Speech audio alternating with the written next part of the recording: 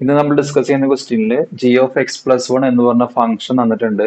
അത് ഡിഫൈൻ ചെയ്തത് ഇങ്ങനെയാണ്: G of X plus one is equal to 2x² plus one. അങ്ങനെയാണെങ്കിൽ find the value of G of two. G of two എത്രയാണെന്ന് കണ്ടുപിടിക്കണം. അപ്പൊ ഇതൊക്കെ ജി ഓഫ് ബ്രാക്കറ്റിലേക്ക് എടുക്കുന്ന നമ്പർ 2 ആണ്. ഈ ശരിക്കുള്ള ഫംഗ്ഷന്റെ ബ്രാക്കറ്റിൽ 2 കിട്ടണമെങ്കിൽ എക്സിന് എന്ത് വാല്യൂ കൊടുക്കണം എന്ന് നോക്കിയാൽ മതി. ആ വാല്യൂ ഇവിടെ കൊണ്ട് സബ്സ്റ്റിറ്റ്യൂട്ട് ചെയ്താൽ മതി. അപ്പോ ഈ ഒരു ബ്രാക്കറ്റില് 2 വരണമെന്നുണ്ടെങ്കിൽ എക്സിന് എന്ത് വാല്യൂ കൊടുക്കണം? എക്സിന് 1 കൊടുക്കണം, അതായത് 1 പ്ലസ് 1. സോ എക്സിന് 1 കൊടുക്കുമ്പോൾ ഈ ബ്രാക്കറ്റിലെ വാല്യൂ എന്താവും? 2 ആവും. അതായത് ഇവിടെ എന്താവും? ജി ഓഫ് 2 എന്നാവും.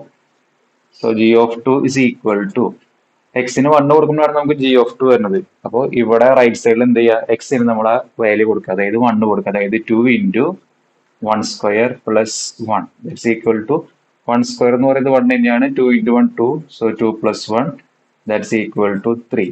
അതായത് ജി ഓഫ് 2 എന്ന് പറയുന്ന വാല്യൂ ആയിരിക്കും, അത് 3 ആയിരിക്കും. അപ്പോൾ ഈ വീഡിയോ ഇഷ്ടമായാൽ തീർച്ചയായും ലൈക്ക് ചെയ്യുക, മറ്റുള്ളവർക്കും ഷെയർ ചെയ്യുക. ഇതുപോലുള്ള വീഡിയോസ് ലഭിക്കാൻ ഈ ചാനൽ സബ്സ്ക്രൈബ് ചെയ്യാൻ മറക്കല്ലേ.